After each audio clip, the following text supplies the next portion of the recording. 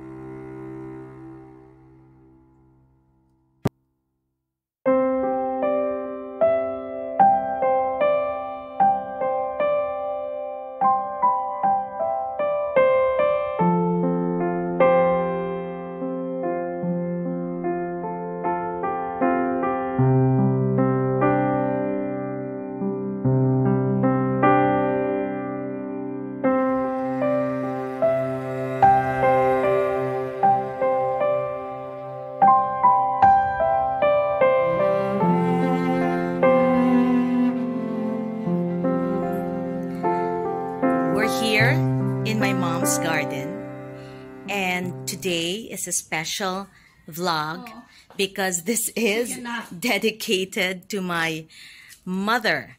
We're going to talk while she gardens about her life growing up as a survivor of war, World War II po naman, and also her life as an orphan because she was orphaned. This is a very important story for our family because there she is. Say hi to my vlog. Because where we are today, what we are today, we all attribute to my super duper mom. And say hi to my vlog, mother. Do you know that you are now the main guest in my vlog? My mom she's a very, very skilled, talented homemaker. Without her, we wouldn't know how to be homemakers ourselves. She's loving every minute of this, I can tell. O sige na, mag-gardening ka na. What are you doing, Mom? What are you doing? Naka-shades pa ho yan, ha? Yeah. So, what are you doing? What are you doing now? What are you doing?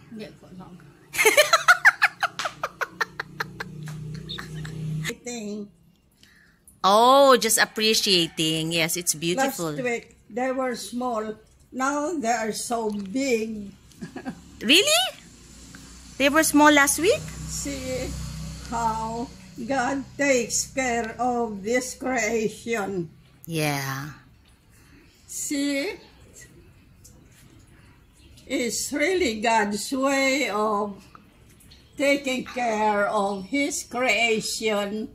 I'm only assisting. You're the gardener.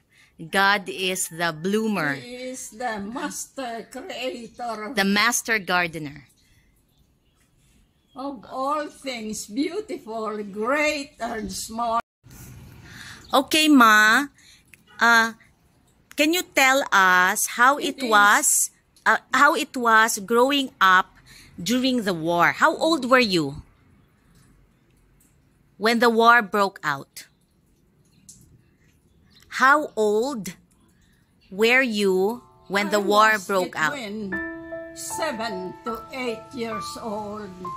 7 to 8? Oh. So it's very clear in your mind. I'm supposed to be in grade 1, but war came. So I have to stop and then go with the family to hide in Negros. We traveled a long time. We took the bus, then we took the vagoneta. This vagoneta is a small tray, okay, that runs into the railway. And when a train is coming, the vagoneta, we all alight, and vagoneta has to be lifted out. So, again, we ride the vagoneta. After the vagoneta, we ride the Carabao, and then we were in the carroza while the man was driving the Carabao with all the things around us. And so we walked to the mountains, and in the mountains there's no market, there's nothing to buy.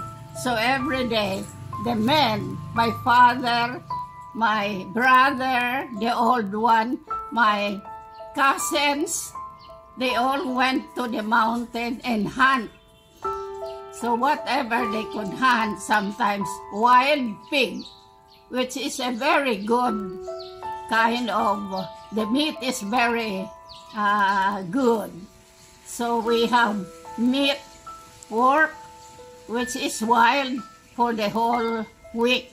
Some of them we salt the meat and put them inside the jar to reserve for food for the next coming days or weeks. And then we transferred to a place which we call hacienda. This hacienda was owned by a rich doctor.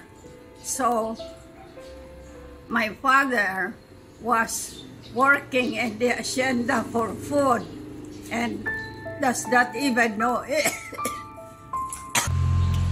Father and mother worked in the hacienda in order to provide food for us, not knowing the owner and anybody there. So they were working together with the other people who are workers of the haciendero. But once Father heard the owner, the doctor, speaking in Spanish, and he was saying something which is to us is we call not so good language, like but he was scolding the people in Spanish. But my father, being also a Spanish speaker, also my mother tried to approach him with respect and talk to him that he is here to look for food for his family. So they started to talk together in Spanish. And then the next morning, we were moved into the hacienda, and my father became the manager of the hacienda. The hacienda is planted with corn, other products, and also rami, because rami started to be the source of fiber for clothing materials. We were in the hacienda, and we were brought there by the Carabao and the Carroza. Carroza we rode at the back of the Carabao-driven transport. So we lived there for so long. But the war was getting worse, and so we lost our brother, and we never found him even to this day. The eldest brother. We lost our cousin. We lost our sister because they were overtaken by the war in Iloilo, and so some friends brought them along to hide in the mountains. But months passed by, and all of a sudden, my cousin came home. By word of mouth, she learned where we were. And the next few weeks, my sister came home. So we were all united. But life was hard, and every day.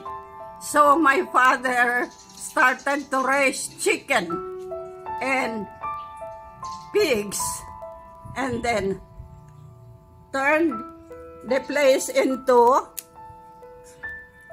he planted corn, plenty of corn, because corn can be harvested in a short time, and so we have food. Rice is not possible there because we have to irrigate, so only corn. So the whole hacienda was planted into corn. The rami was taken out of the place and replaced by corn. So all people eat corn. As soon as the corn is ready for cooking, it is harvested for food. And then the older corns are being boiled for several hours until it softens, and it looks like popcorn, but it is wet. But we have to eat that. Some of the corn that are matured are put in the grinder.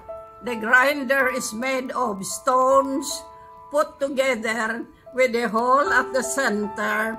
Then we pull the grinder around and pour the corn at the hole, so the corn grits come out from the sides of the grinder, and we separate the bigger ones and the smaller ones, and that is being cooked as rice.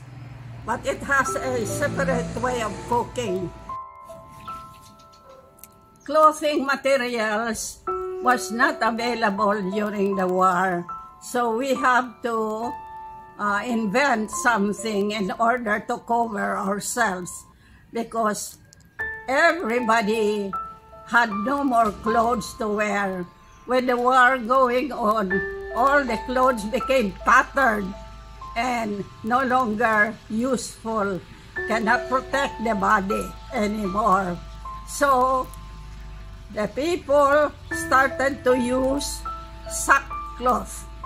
This one where you put, it's not the plastic, made of plastic that we are using now for sack.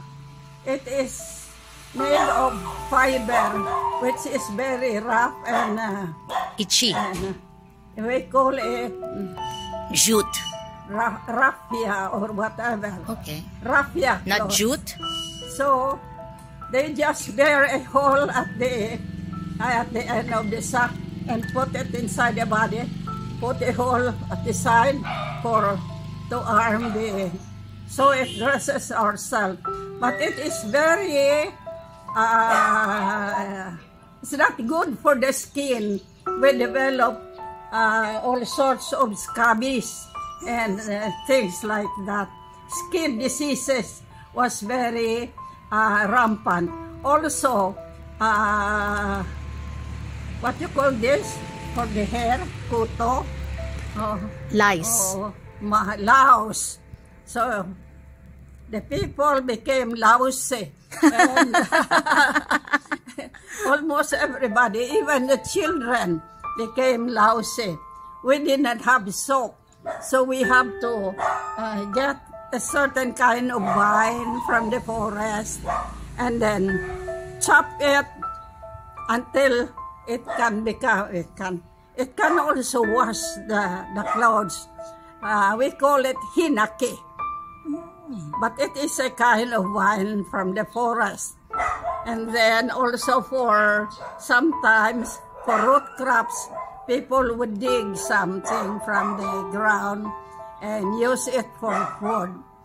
But my mother has a load of, it has one trunk of saya. We call it saya. We call it gowns now. So my mother started to rip all the gowns and made clothes for us. That's how I got the idea of crafting. I saw how they got. For thread, what did we use? We got the wild pineapple.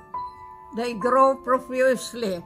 And then the wild pineapple, we pound the leaves until all the juice and the fiber remains. We use that for thread. So we have nice clothes. But you know, the saya are made of very fine materials, very nice materials, so we children would run around with our new clothes, and the other children look at us with envy for having nice clothes. But these are all clothes taken from the saya of my mother. But it ran out, so we have no choice. So we have to use also sackcloth sometimes for blankets because it's cold in the night. Okay, now my father succumbed to war and disease, so he died in the middle of the war, and he was buried under some trees behind the bamboo trees behind our house. So that's how we survived. So we moved. War is over. Peace time has come.